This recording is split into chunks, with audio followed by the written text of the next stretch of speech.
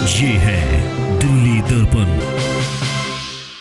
नमस्कार, आप देख रहे हैं दिल्ली दर्पण टीवी और मैं हूं आपके साथ डिंपल भारद्वाज। दिल्ली में लागू नहीं होगा एनपीआर, सीएए और एनआरसी। जी हां, सही सुना आपने। हम दरअसल ऐसा इसलिए कह रहे हैं क्योंकि दिल्ली विधानसभा में शुक्रवार को एक विशेष सत्र बुलाया गया था, जिसमें चर्चा के बाद नेशनल पॉपुलेशन रजिस्टर और राष्ट्रीय नागरिकता रजिस्टर के खिलाफ प्रस्ताव पास हो गया है। दिल्ली विधानसभा में हुई चर्चा के दौरान दिल्ली के मुख्यमंत्री अरविंद केजरीवाल ने एनपीआर और एनआरसी के मुद्दे पर केंद्र सरकार को घेरा और कहा कि बीजेपी कह रही है कि सीएए, एनपीआर और एनआरसी अलग है। अब ये कह रहे हैं भाई सीए अलग है, एनपीआर अलग है, एनआरसी अलग है। आपके कहने से तो नहीं होगा ना। अभी डिप्टी सीएम साहब ने बड़े अच्छे से एक्सप्लेन कर दिया कि कानून के अंदर किस तरह से ये सारे कानून एक दूसरे से इनका रिश्ता है। एनपीआर तो 2010 में भी हुआ था, तब तो कोई अफरा तफरी नहीं बची। एनपीआर तो इन्हीं की सरकार ने 2015 में आने के बाद भी किया था, तब तो अफरा तफरी नहीं बची। अब अफरा तफरी क्यों मच रही है? अब अफरा तफरी इसलिए मच रही है क्योंकि माननीय गृह मंत्री जी ने खुद समझाया है और उन्हीं के शब्द हैं। उन्होंने कहा कि क्रोनोलॉजी समझने की कोशिश कीजिए। ये उनके शब्द हैं। पहले सीए आएगा, फिर एनपीआर आएगा और फिर एनआरसी आएगा। उन्होंने खुद कहा है माननीय गृह मंत्री जी ने कि तीनों चीजें इंटरलिंक्ड हैं। हम नहीं कह रहे।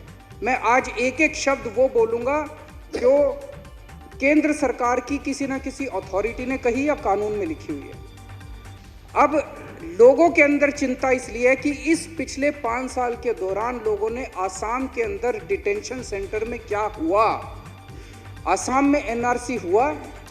आसाम में एनआरसी होने के बाद 19 लाख लोगों को सिटीजन नहीं है ये घोषित कर दिया गया और उनको डिटेंशन सेंटर में भेज दिया गया, उनको जेल में भेज दिया गया। और उन जेल में उन लोगों का क्या हाल हुआ ये सारे देश ने देखा। इसलिए अब देश के अंदर इस बात को लेके चिंता है। डिप्टी सीएम साहब ने बता दिया केवल और केवल एक ही डॉक्यूमेंट माना जाएगा, किसी भी सरकारी एजेंसी द्वारा जारी किया गया बर्थ सर्टिफिकेट, जन्म प्रमाण पत्र, किसी भी सरकारी एजेंसी द्वारा। सर स्कूल वाला स्कूल लिविंग सर्टिफिकेट होता था, वो नहीं चलेगा।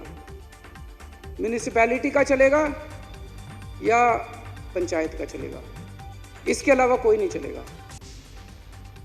मेरे पास भी नहीं है, मेरे पास भी नहीं है। दिल्ली के मुख्यमंत्री के पास भी जन्म प्रमाण पत्र नहीं है साबित करने के लिए।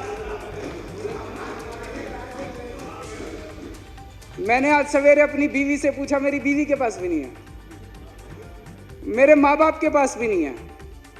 हमारे घर में 6 आदमी हैं।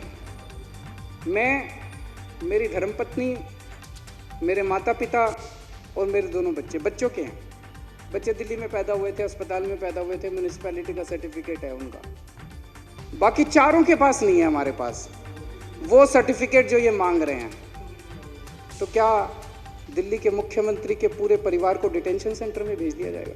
मुख्यमंत्री के तेवर को देखकर लगता है कि दिल्ली में सीएए, एनआरसी, एनपीआर लागू नहीं हो पाएगा। लेकिन इस फैसले के लिए केंद्र सरकार क्या कदम उठाती है, अब ये देखने वाली बात जरूर होगी, क्योंकि दिल्ली से पहले बिहार, केरल, कर्नाटक, मध्य प्रदेश विधानसभाओं में भी एनपीआर, एनआरसी के खिलाफ प्रस्ताव पास हो चुका है। ऐसे में समूचे भारत में सीएए, एनआरसी, एनपीआर को लागू करने के लिए केंद्र सरकार के लिए ये किसी जंग से कम नहीं होगा। खैर, इस तरह की तमाम खबरों को सबसे पहले जानने के लिए देखते रहिए दिल्ली दर्पण टीवी और जाने से पहले इस वीडियो को लाइक करें, शेयर करें और कमेंट बॉक्स में कमेंट करना बिल्कुल ना भूलें।